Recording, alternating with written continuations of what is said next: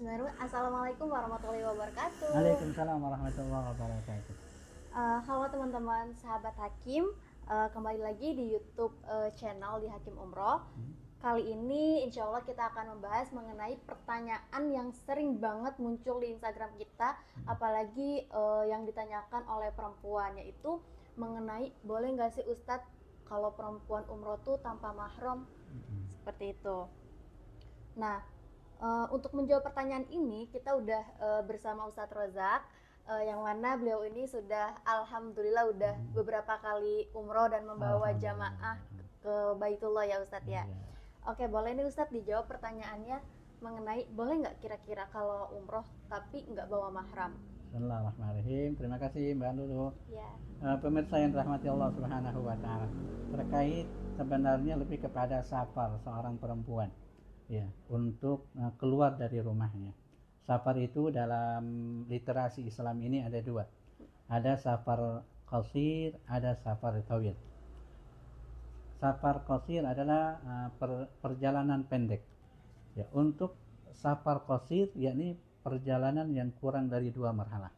Ya, satu marhalah itu 40 kilo, 2 marhalah berarti 80 kilo. 80 kilo. Nah, itu seorang perempuan yang keluar dari rumahnya dalam safar qasir ini ya lebih kepada harus dengan izin suaminya.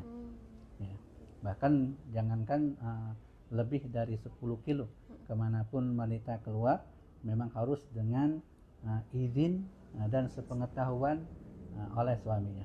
Makanya penting nih bagi perempuan untuk minta izin, minta ridha ya selama berada di luar rumahnya. Karena kalau keluar rumah tanpa izin ridha suaminya, maka safarnya menjadi safar haram. Safar haram ya. Iya, dia keluar dari rumahnya bukan mendapatkan rahmat, bahkan mendapatkan laknat dari Allah Subhanahu wa taala. Ini penting secara umum diketahui. Kemudian yang kedua yakni safar tawil, Mbak Lulu. Apa itu safar tawil? Safar yang lebih dari 2 marhalah. Ya. Ya, marhalah ini jarak tempuh. Ya, jarak tempuh. Sehingga untuk safar tawil ini biasanya ditempuh yaumun wa lailatun. Sehari semalam. Sehari semalam. Nah, lebih dari itu bahkan hadis Nabi sallallahu alaihi wasallam yang hadis sahih riwayat Imam Bukhari, la tusafir imra'atun salasan illa ma'aha mahramun. Al-haditsu kama qala Rasul sallallahu alaihi wasallam. Nah, tidaklah bepergian seorang wanita selama 3 hari ya, melainkan di sana dia harus ada mahramnya. Jadi kalau perjalanan panjang ini memang diharuskan seorang wanita dengan mahramnya. Ya. Kemudian umroh, terkait umroh. Terkait umrah ini bahkan dulu bukan hanya secara hukum Islam, tapi regulasi negara Saudi mewajibkan ada dokumen pasti dari mahramnya, bahkan harus dengan mahramnya. Nah, akan tetapi kemudian Saudi mengambil pendapat dari mazhab Imam Syafi'i yang membolehkan safar tawil yang tidak dengan mahram dengan syarat. Ya, syaratnya apa? Satu, aminal minal fitan. Ya, dia aman dari fitnah. Ya, tidak ada fitnah dalam baik itu perjalanannya atau tempat tujuannya. Yang kedua adalah atiqah. Dia berpergian bersama orang-orang yang terpercaya. Makna terpercaya jika dia wanita bersama sekumpulan beberapa wanita. Tidak boleh bepergian seorang laki-laki dan perempuan berdua saja tanpa mahramnya. Tapi kalau umroh adalah dia tidak hanya pergi sendiri, bahkan dia pergi lebih daripada 10 orang. Betul. Bahkan di sana ditempatkan kamar wanita dengan wanita dan pria dengan pria.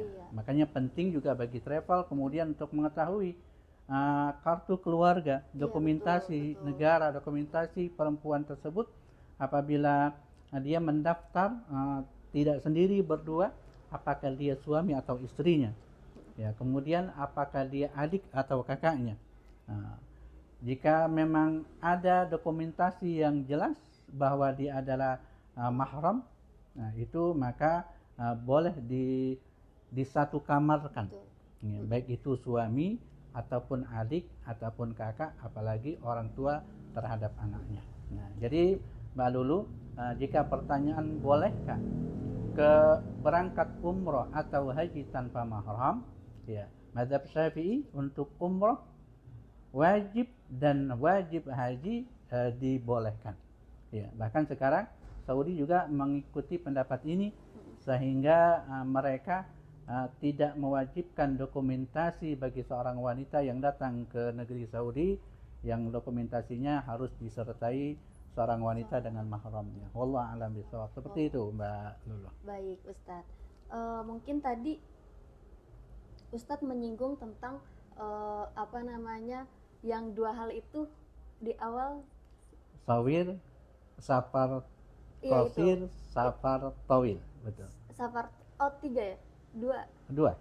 Perjalanan pendek, perjalanan panjang. Oke. Mungkin kan kalau umroh itu bisa kita kategorikan sebagai perjalanan panjang, yang jarak panjang. Betul.